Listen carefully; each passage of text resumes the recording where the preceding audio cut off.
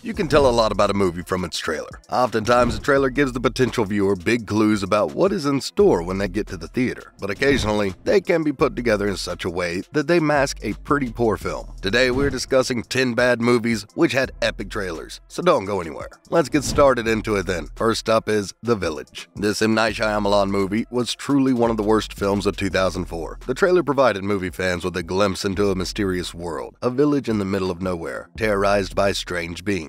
The movie and its subsequent twist, however, were a huge disappointment. The village itself was a 19th century dwelling, completely cut off from the surrounding world by monsters who live in the surrounding woods, terrorizing the community. As it turns out, the monsters had been completely fabricated by village elders who wanted to keep the community together and stop the trappings of modern life from creeping in. Sadly, the plot didn't live up to the trailer, and the movie pretty much died after the halfway mark. Have you guys seen The Village? Let us know what you think below. We're talking Transformers: Dark of the Moon next. Stick around. One thing trailers absolutely should not do is give away the plot or any of the big moments from the film, but this one got that particular piece of trailer making 101 completely wrong. It is jam-packed with action and intensity, but when you get around to watching the movie itself, you realize they just handpicked all the best bits and put them in the trailer. The fact they have done this renders almost the entire 154-minute movie, which is far too long in our opinion, obsolete. Undoubtedly, this was done to draw cinema goers in, but the huge amount of filler and fluff means that, sadly, this Michael Bay action film is definitely one to miss, as it is simply one of those examples where a movie tells you everything you need to know from the trailer. What did you guys make of this one? Give us your thoughts below.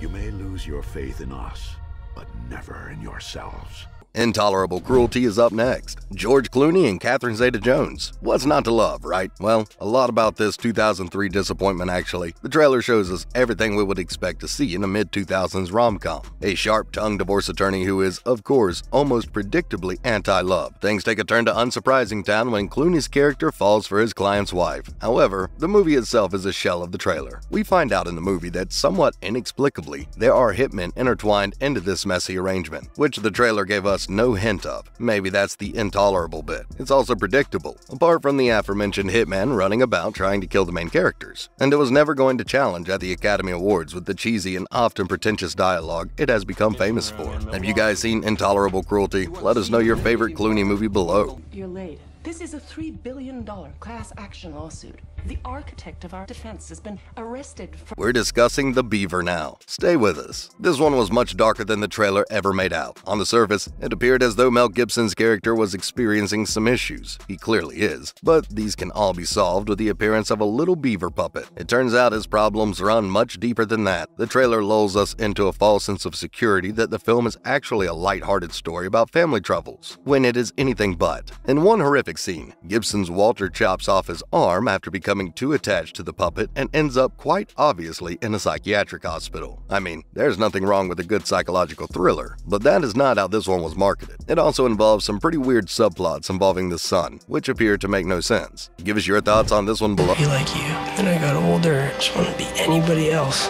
I know.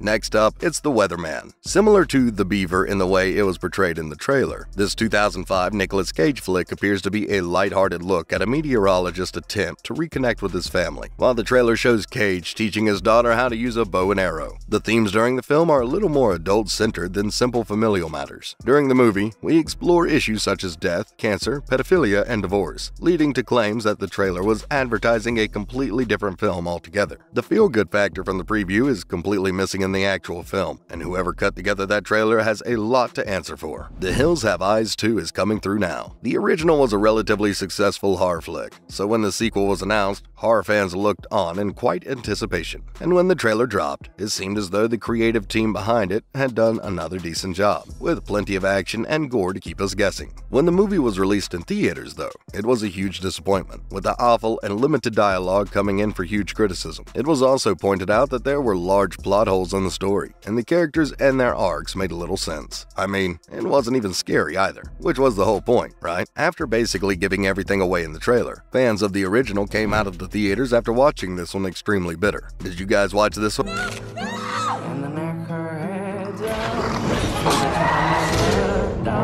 We have Where the Wild Things Are next. Stay tuned. There were those who read the original novel and questioned why they were even bothering to make a movie. Not that the book wasn't good, but there didn't seem to be enough of a plot to be adapted into a movie, and it showed with the final product. The trailer shows a young boy living completely in his own fun-filled world, chasing monsters. It actually reminds us of the book's illustrations. In reality, what we got was a movie that misses the mark so much that some fans of the book questioned if the director had even read it. We are drawn into a much darker story than the trailer promises, and it seems as though Spike Jonze, directing, aimed that squarely at adults as opposed to the children it was supposed to be for. Next up, it's Superman Returns. The trailer for this 2006 movie has everything you would expect from a Superman film. Superbly crafted flying sequences, Lex Luthor outlining his wicked plans for the population, and even the possibility of Clark Kent's death. In reality, the movie failed to live up to the hype brought about by the trailer, and fans were left extremely disappointed. For starters, the script wasn't much up to scratch, and even though she's moved on, Superman's soppy pining for Lois is a point of annoyance by the end. Given what the trailer promised, we would have expected much more action than we actually got, and even the nasty Lex Luthor fails to deliver on his plans of world dominance and destruction. If you haven't seen this one already, we won't bother. Seriously, what is your favorite Superman movie? Give us your thoughts below. Max Payne is coming through now. Mark Wahlberg with a huge gun kicking ass and taking names. Sign us up, right? Not really. Although the trailer is pretty cool with a ton of action, it also hints at the fact that Max Payne must get to the bottom of a pretty gnarly mystery. But of course, the film fails to hit its mark, like each and every film on today's list. As we have mentioned, trailers shouldn't give too much away, so when a preview includes pretty much every action sequence, that's a bad sign. Wahlberg and Kunis carried this one with some decent acting, but the script was pretty poor, and there was almost no link to the original game. I mean, come on, the film did have some pretty slick cinematography, but as for any sort of coherent storyline or suspense, forget it. What did you guys make of Max Payne when it dropped in 2008? Max, you have my help with anything else, but not to go in there.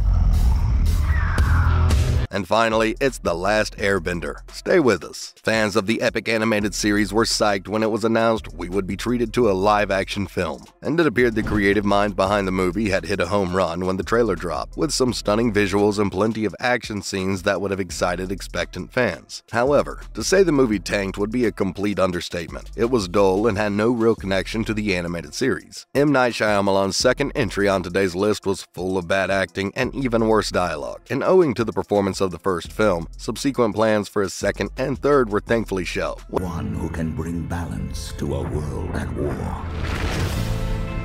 But some will stop at nothing. What did you guys make of The Last Airbender in relation to the previous animated series? Let us know in the comments below. As always, thanks for dropping in on us today, and remember to swing by again next time for some more fun revelations. And also, please do us a big favor by liking and sharing today's video, while also subscribing to our channel so you don't miss out on more great bits in the future. Bye guys.